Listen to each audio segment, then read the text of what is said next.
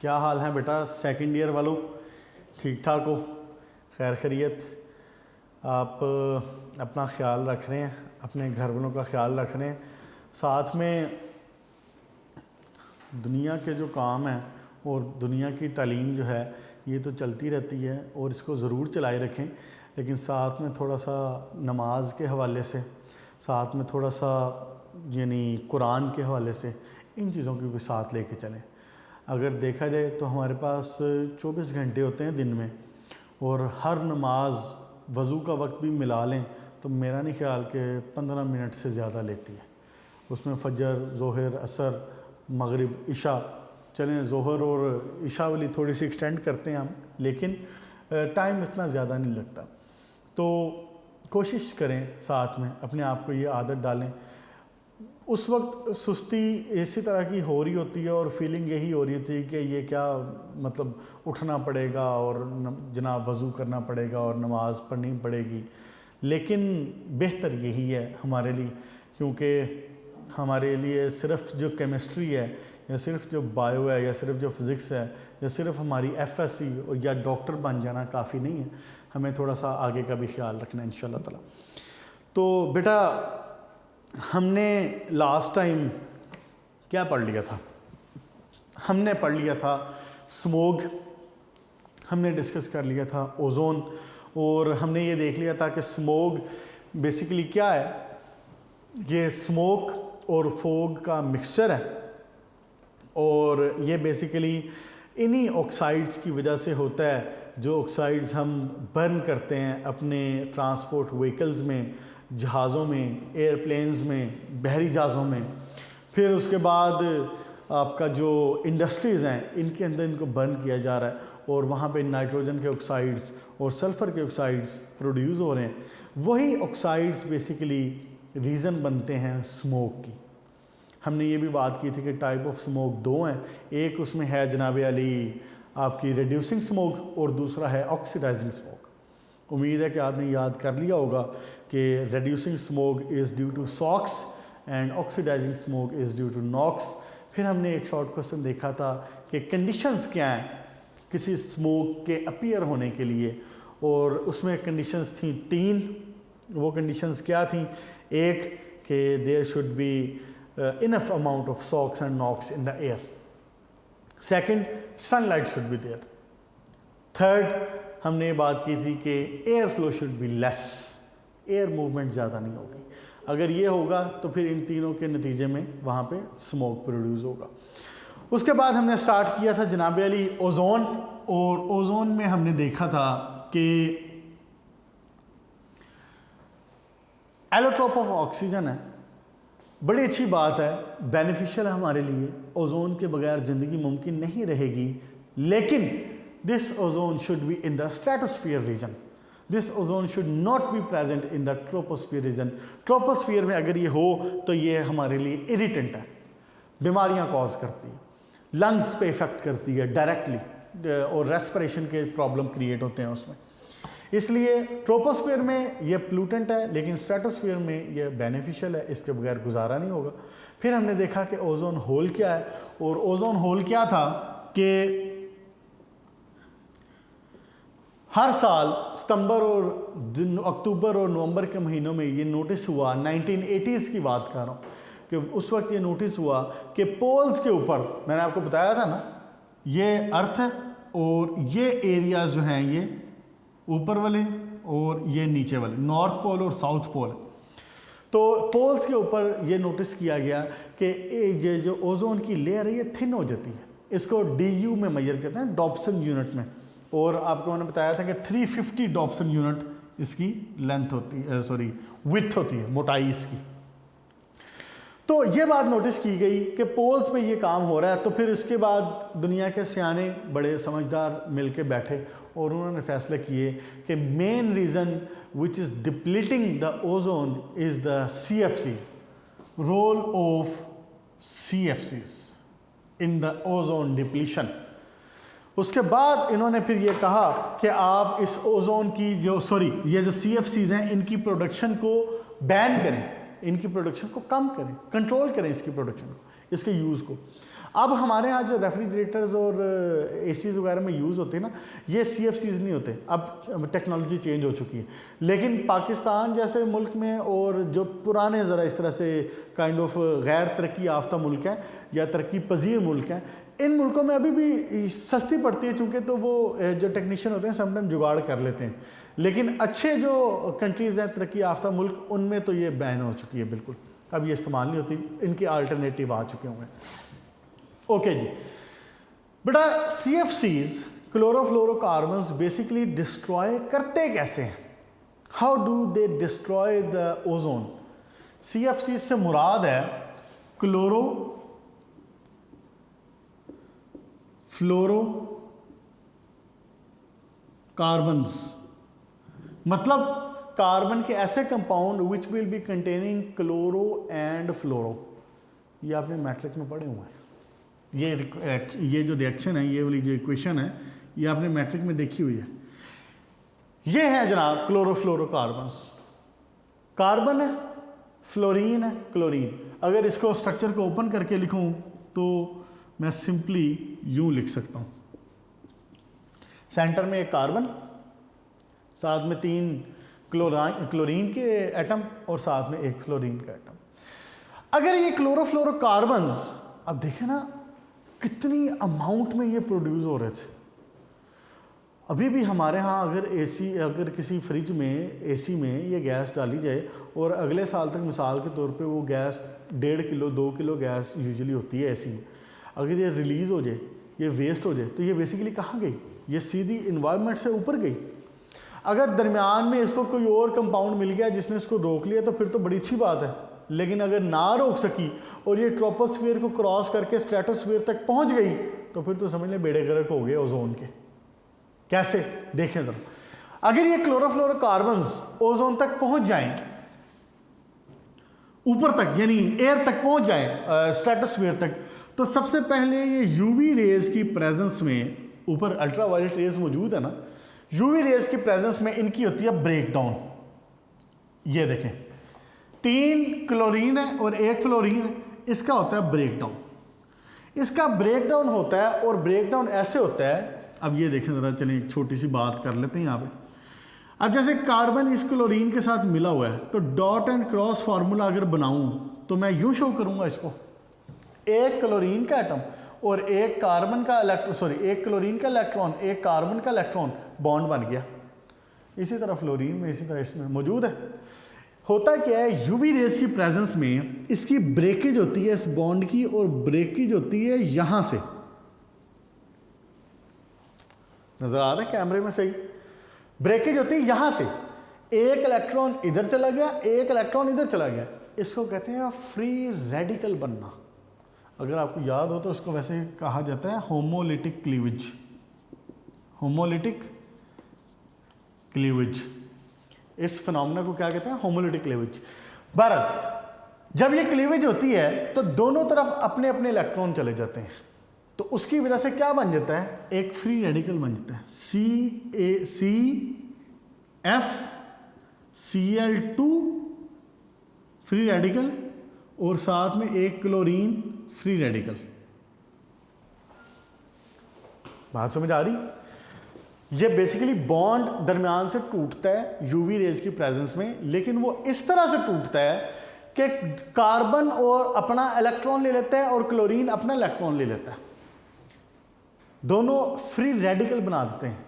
ये इस free radical के बनने को यूं शो किया जाता है। अब अगला काम शुरू होता है, और ये जो क्लोरीन का एटम है ये अटैक करता है ओजोन के मॉलिक्यूल के ऊपर। जब ये ओजोन पे अटैक करता है तो ये बनाता क्या है? ये बनाता है, ओजोन को कन्वर्ट कर देता है O2 में। ओजोन का क्या था फार्मूला? O3 था ना, ये ऐसे, ये इसको यहां से आके ब्रेक करता है, यहां से आके ब्रेक करता है तो एक ऑक्सीजन को अपने साथ ले लेता है, ClO लिखते हैं इसको, और दूसरी तरफ क्या आ जाता है साथ में? दूसरी तरफ आ जाती है साथ में ऑक्सीजन O2। बात समझ आ रही? अब जो फ्री रेडिकल है वो किसके ऊपर आ गया? वो ClO के ऊपर आ गया, और पीछे बन क्या गई? O2। तो O2 का तो हमें ज़रूरत नहीं है, वहाँ पे ऑक्सीजन बन गई है, लेकिन स्ट्रेटोस्फीयर में तो वी वांट ओजोन। हमारा तो ओजोन का एक मॉलिक्यूल डिस्ट्रॉय हो गया ना, वो तो बर्बादी हो गई। अच्छा जी, उसके बाद क्या होता है जनाब, ये जो फ्री रेडिकल मॉलिक्यूल बना है, ये नेक्स्ट जाके किसी और ओजोन के ऊपर अटैक करता है। ये जब उस ओजोन के ऊपर अटैक करता है तो ये क्या करता है, ये इसको, ये जो ऑक्सीजन का एटम है, ये इसको इसमें ऐड अप करवा देता है। अब क्या बन जाता है, अब दोबारा बन जाता है ऑक्सीजन, लेकिन कितने, 2 ऑक्सीजन के मॉलिक्यूल बन जाते हैं। O3 में एक ऑक्सीजन ऐड हो जाए तो क्या बन जाता है, O4 बन जाएगा। तो O4 से मुराद बेसिकली 2 ऑक्सीजन के मॉलिक्यूल। पीछे बचा क्या, पीछे बचा जनाब अली क्लोरीन और उसका फ्री रेडिकल। तो आप ये बात नोटिस कर रहे हैं कि ये तो अजाब वही दोबारा बन गया जो यहाँ पे बना था। ये बात नोटिस कर रहे हैं कि यहीं से तो ये सारा फसाद शुरू हुआ था, क्लोरीन का फ्री रेडिकल बनने की वजह से। वो क्लोरीन का फ्री रेडिकल गया है, उसने जाके ओजोन के एक मॉलिक्यूल को डिस्ट्रॉय किया है, उसके बाद उसने ओजोन के दूसरे मॉलिक्यूल को डिस्ट्रॉय किया है, और लास्ट में क्लोरीन का फ्री रेडिकल वहीं का वहीं। इस वजह से और ये बात किसकी हो रही, एक क्लोरोफ्लोरोकार्बन की बात हो रही। इस वजह से एक क्लोरोफ्लोरोकार्बन्स का मॉलिक्यूल हजारों लाखों ओजोन के मॉलिक्यूल्स को डिस्ट्रॉय कर सकता है। एक मॉलिक्यूल, जब तक ये किसी और चीज से मिलके ये अजाब इसका खत्म नहीं होगा, ये मामला चलता रहेगा। तो और इसने किस चीज से मिलना है, और वहां पे है ही ओजोन। स्ट्रेटोस्फीयर में अगर ये पहुंच गया है क्लोरोफ्लोरोकार्बन का मॉलिक्यूल, तो वहां पे है ही ओजोन। अब और ये किस चीज से मिले, इसलिए क्लोरोफ्लोरोकार्बन वर डिस्ट्रॉइंग ओजोन। आपने खुद देखा, वो 2 मॉलिक्यूल उसने तबाह बर्बाद कर दिए हैं, और उसके बाद दोबारा फिर वहीं पे रेडिकल, वहीं पे वो यही रेडिकल दोबारा ओजोन पे शुरू हो जाएगा। फिर ये फिर अटैक करेगा, ClO बना देगा, ओजोन मॉलिक्यूल बन जाएगा ऑक्सीजन का। ClO फिर अटैक करेगा ओजोन के ऊपर, O2 ऑक्सीजन 2 मॉलिक्यूल बन जाएंगे, O4 यानी एक 3 ऑक्सीजन ये, 1 ऑक्सीजन ये, 4 ऑक्सीजन बन गए। और जनाब अली क्लोरीन का जो फ्री रेडिकल है वो वहीं का वही। फ्री रेडिकल्स जो हैं ये इंतहाई रिएक्टिव होते हैं, और फ्री रेडिकल से मुराद ये होता है कि उसके ऊपर कोई ना उसने इलेक्ट्रॉन गेन किया हुआ है ना लूज किया, उसके अपना इलेक्ट्रॉन जो अनपेयर है, ये बेसिकली अनपेयर इलेक्ट्रॉन है जो इसके ऊपर मौजूद है। समझ आ गई बात। तो ये वाला मामला बनता है बेटा, जिसकी वजह से ओजोन वाज डिप्लीटिंग। फिर हमने क्लोरोफ्लोरोकार्बन्स पे बैन किया, और अब अल्हम्दुलिल्लाह ये ख़बरें हैं कि जो ओजोन का जो होल क्रिएट हुआ था वो फिलअप हो चुका है। चलें जी, यहाँ तक बात हुई ख़त्म क्लोरोफ्लोरोकार्बन्स की। अब हम नेक्स्ट टॉपिक शुरू करते हैं, और वो टॉपिक जिसका मैंने आपसे जिक्र पहले किया था कि हम 2 चीज़ों को डिस्कस करेंगे, एक एयर पोल्यूशन और दूसरी वाटर पोल्यूशन। आज अब हम शुरू करते हैं वाटर पोल्यूशन को। जी जनाब, वाटर पोल्यूशन बेटा, अगर आपको ओजोन वाला लॉन्ग क्वेश्चन आता है ना, तो फिर आपने वो पूरा लिखना है। अगर ओजोन का लॉन्ग क्वेश्चन आता है तो फिर आप पूरा लिखेंगे, पूरी स्टोरी शुरू से लेकर आखिर तक। हेडिंग्स अलबत्ता बना देना, इसको नोट्स से कंसल्ट कर लेना, नोट्स में हेडिंग वगैरह बनी हुई है। और अगर मिसाल के तौर पर वो शॉर्ट क्वेश्चन में सिर्फ ये पूछता है कि what is the role of chlorofluorocarbons in destroying the ozone, तो फिर आप क्या लिखेंगे, फिर सिर्फ ये लिखेंगे जो पेज नंबर 312 पे इक्वेशंस है। क्लियर हो गया बेटा, कोई शक तो नहीं है ना।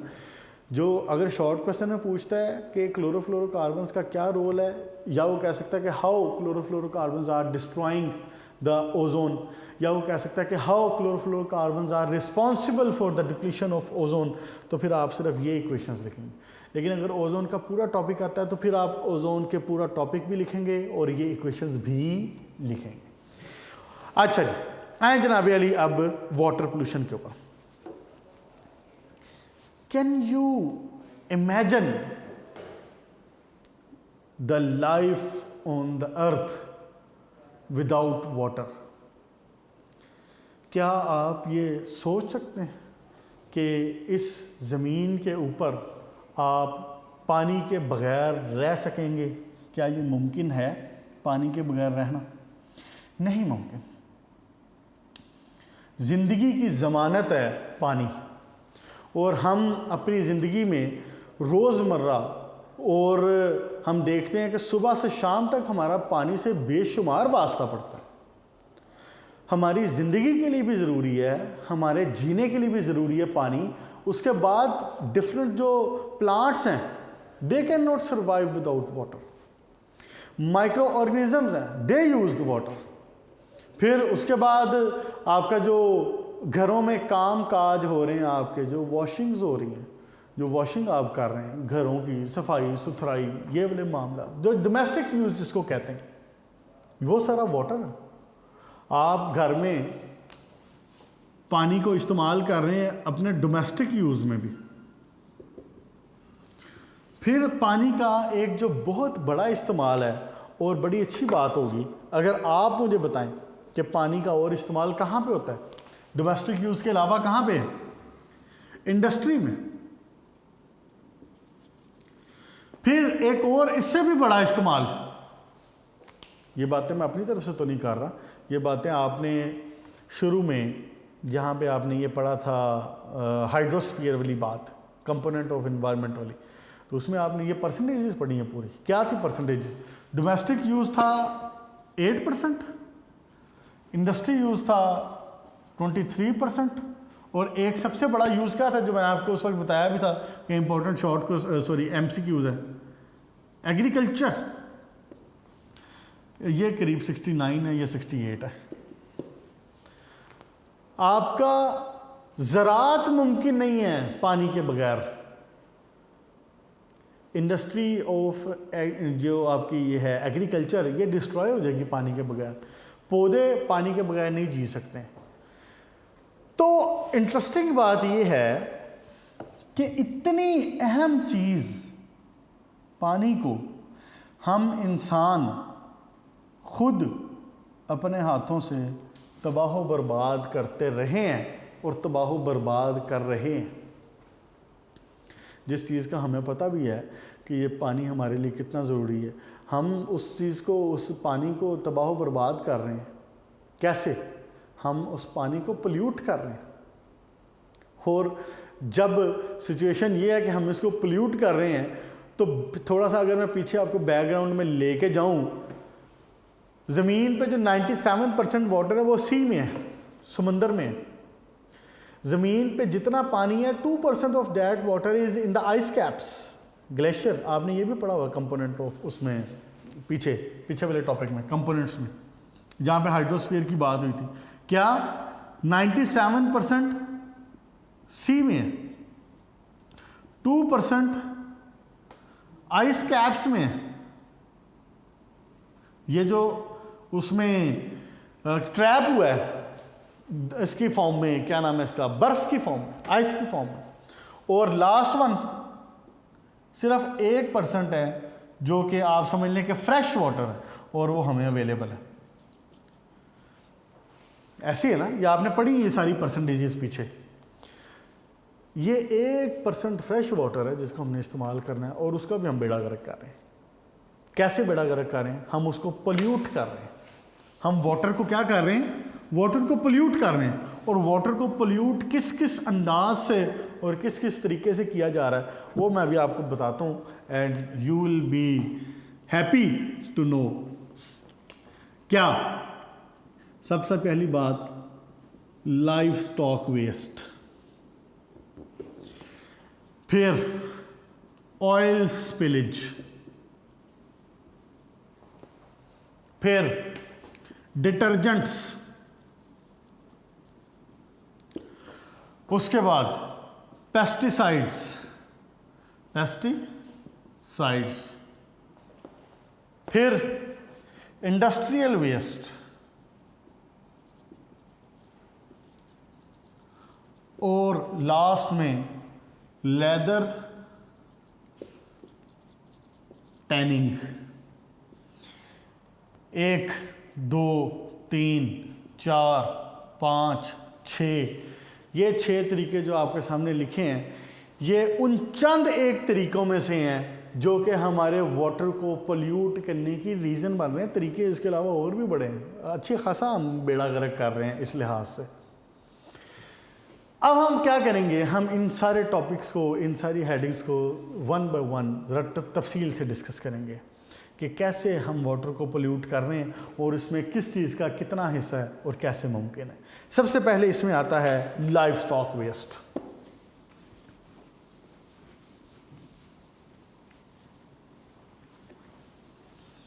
सबसे पहले क्या है जनाब, livestock waste.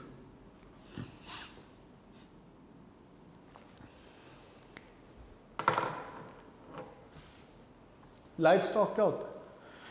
Life stock होता है जो हम जानवरों को पालते हैं, भेड़, बकरियां, भैंसें वगैरह, उसके अलावा जो मुर्गियां और इस तरह के जो घरों में पाले जाने वाले जानवर हैं, ये सारे लाइफ स्टॉक में आते हैं। ये सारे किस में आते हैं? लाइफ स्टॉक में। तो मैं कह सकता हूँ कि जो आपके पेट एनिमल्स हैं, ये सारे किस में आ रहे हैं? बेसिकली ये लाइफ स्टॉक में आ रहे हैं। ये लाइफ स्टॉक का वेस्ट है ना बेटा, लाइफ स्टॉक के वेस्ट से क्या मुराद है? गोबर, उनका जो गोबर है, उनका जो फजला है, उनका जो वेस्ट है, ये one of the big reasons है वाटर को पोल्यूट करने में। कैसे? आपके जितना भी लाइफ स्टॉक है, इसका जो भी वेस्ट है, इसका जो भी गोबर फजला वगैरह मौजूद है, ये कहाँ पे होता है? ये ज़मीन के ऊपर मौजूद है, ये ज़मीन के सरफेस के ऊपर मौजूद है ना। बारिश हुई, बारिश आई और उसके बाद जनाब बारिश के उस पानी ने जब ज़मीन के अंदर जाना है तो वो उस फजले में से, वो उस वेस्ट में से, वो उस गोबर में से, उसमें से गुजर के जाना है ना सारा कुछ। जब वो उसमें से गुजरता है तो वो उसमें से साथ में मिनरल, साथ में मटेरियल, वो सारे बैक्टीरिया, माइक्रो ऑर्गेनिज्म जो उस वेस्ट के अंदर मौजूद हैं, वो अपने साथ कैरी करता है। ज़मीन में नीचे गया, नीचे जाता चला गया, तो आखिरकार मैंने आपको याद है पहले भी एक बार डायग्राम बनाई थी कि वो कहाँ जाएगा? फाइनली वाटर टेबल में, वाटर टेबल में जाएगा। ये आपकी अर्थ की सरफेस है, अर्थ सरफेस है, और यहाँ से जो पानी है वो नीचे जाएगा, वो आखिरकार नीचे जाके कहाँ शामिल होगा? वो वाटर टेबल में शामिल होगा। ऐसे ही तो जितने उसके अंदर माइक्रो ऑर्गेनिज्म हैं, वायरसेस हैं, बैक्टीरियाज हैं, वो सारा कुछ अपने साथ कैरी करेगा और जाके इस पानी में शामिल होगा। ऐसे ही अच्छा, अगर मिसाल के तौर पे वो लीच आउट नहीं भी कर सका तो क्या होगा? पानी जो आता है इसके साथ बारिशों, जैसे आजकल भी बारिशों का मौसम है, तो बारिश हुई है तो पानी वो पूरा सड़कों के ऊपर, गलियों के ऊपर, पूरा गाँव में से, शहरों में से पूरा वो पानी बहता हुआ आखिरकार किधर जाता है? दरियाओं में जाता है। वो दरियाओं में जाता है तो दरियाओं के बाद किस में जाता है? समुद्र में जाता है। दरियाओं में क्या है? हमारे काम की चीज़ दरियाओं में क्या है? मछलियाँ। समुद्र में हमारे काम की चीज़ क्या है? मछलियाँ।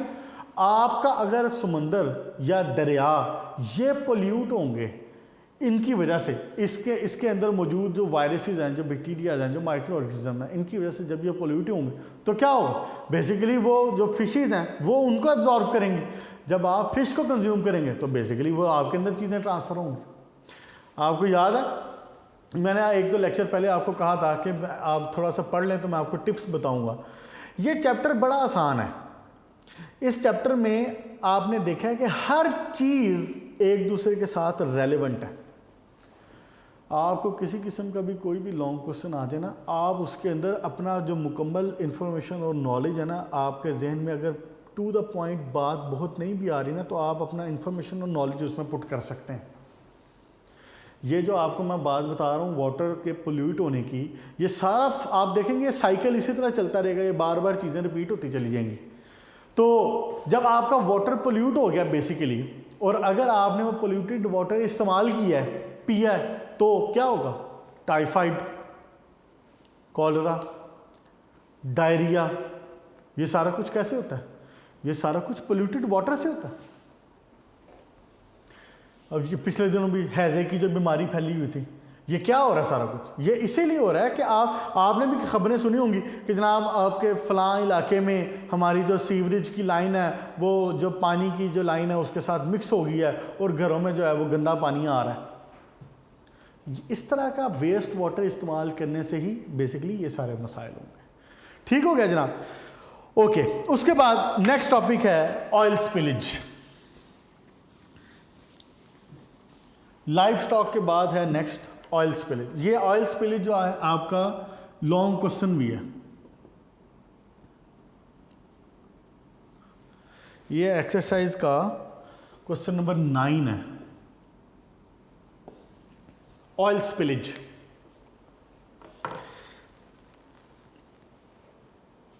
आप जानते हो या ना जानते हो, लेकिन आप अपने इर्द गिर्द पेट्रोलियम की प्रोडक्ट्स से भरे पड़े हुए हैं। क्या मैंने कहा है? किसकी प्रोडक्ट से? पेट्रोलियम की प्रोडक्ट से। अगर आप नहीं जानते ना तो मैं आपको बताता हूं कि पेट्रोलियम की प्रोडक्ट क्या है आपके गिर्द। जनाब अली, सबसे बड़ी बात आपका oil, fuel, petrol, diesel, kerosene oil, jet oil, ये सारा कुछ क्या है? पेट्रोलियम प्रोडक्ट है। उसके बाद आपका ये जो पेट्रोलियम जेलीज इस्तेमाल होती हैं, जिसको वैजलिन आप कहते हैं, वैजलिन इस्तेमाल करते हैं, ये क्या है? पेट्रोलियम प्रोडक्ट है। फिर आपका प्लास्टिक, ये क्या है? पेट्रोलियम प्रोडक्ट है। प्लास्टिक बेसिकली इन्हीं से, पेट्रोलियम प्रोडक्ट से ही हासिल होता है। ये जो दाना प्लास्टिक का बनाया जाता है, ये पेट्रोकेमिकल इंडस्ट्रीज़ में ये जो पेट्रोलियम की प्रोडक्ट हैं, इन्हीं को कन्वर्ट करके ये दाना बनाया जाता है, प्लास्टिक बनाया जाता है। तो आप सोच लें, क्या प्लास्टिक के बगैर आजकल हमारी ज़िंदगी मुमकिन है? हर चीज़ तो हमारे दाएं बाएं इर्द गिर्द प्लास्टिक से बनी हुई है। हम कितना इस्तेमाल करते हैं उसका। फिर आपके शॉपिंग बैग्स वगैरह हो गए, पीवीसी हो गए। फिर अब तो आपका प्लास्टिक जो है ये इसमें आपके कपड़ों में भी इस्तेमाल हो रहा है। कैसे? ये जो नाइलॉन है, नाइलॉन के जो फाइबर इस्तेमाल होते हैं, जो पॉलिस्टर है, ये बेसिकली क्या है? ये प्लास्टिक से तो बन रहा है सारा कुछ।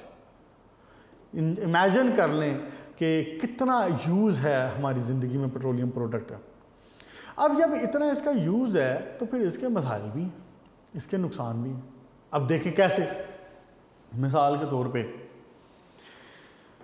आप ऑयल और गैस की एक्सप्लोरेशन कर रहे हैं समुंदरों में। समुंदर, आपको पता है समुंदरों की तहों से बेसिकली ये ऑयल और गैसेस मिलती हैं, जिनके ऊपर भी बाद में रिफाइनरीज लगाई जाती हैं, जो कि ये सारी कन्वर्जन्स करती हैं। जब ऑयल और ये जो है, क्या नाम है इनका, सॉरी, ये प्रोडक्ट, पेट्रोलियम प्रोडक्ट मूव करवाई जा रही होती हैं एक जगह से दूसरी जगह।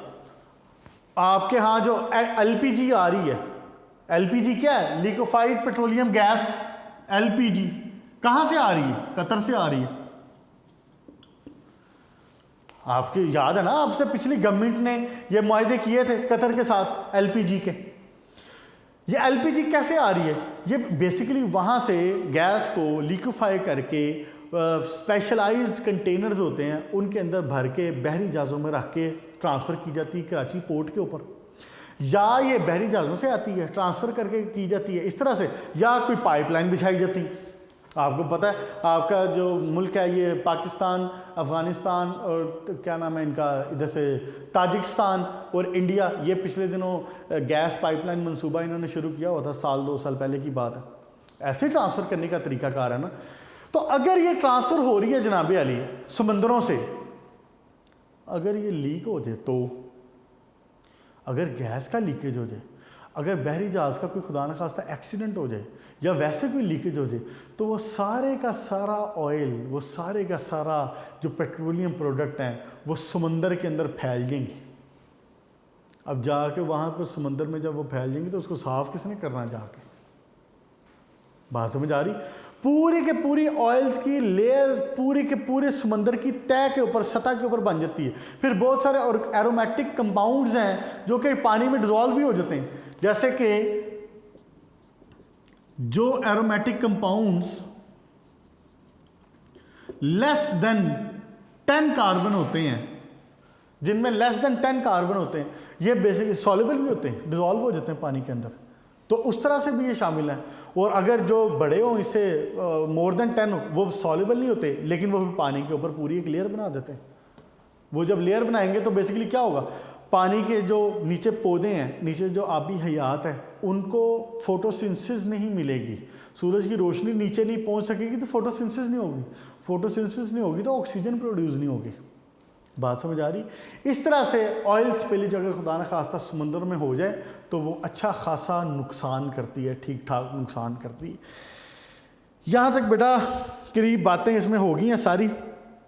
और आज हमने बेसिकली क्या देखा है, हमने देखा है रोल ऑफ क्लोरोफ्लोरोकार्बन्स, फिर हमने वाटर पोल्यूशन स्टार्ट किया, और वाटर पोल्यूशन में हमने लाइफ स्टॉक वेस्ट डिस्कस किया है, जिसमें हमने देखा है कि जानवरों का फुजला वगैरह ये कैसे बीमारियां फैलाने का बाइस बनता है, हमारे वाटर को पोल्यूट करता है। फिर ऑयल स्पिलेज की बात हुई, उसमें हमने देखा कि अगर खुदा न खास्ता समंदर की तरफ, दरियाओं की तरफ कोई ऑयल की लीकेज हो जाती है तो वो कैसे बेसिकली हमारी लाइफ को और एक्वेटिक लाइफ को इफ़ेक्ट करती है।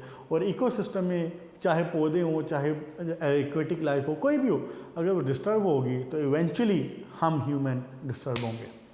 बात को यहाँ तक रखते हैं। इंशाल्लाह ताला नेक्स्ट लेक्चर में पेज नंबर 313 से डिटर्जेंट को स्टार्ट करेंगे।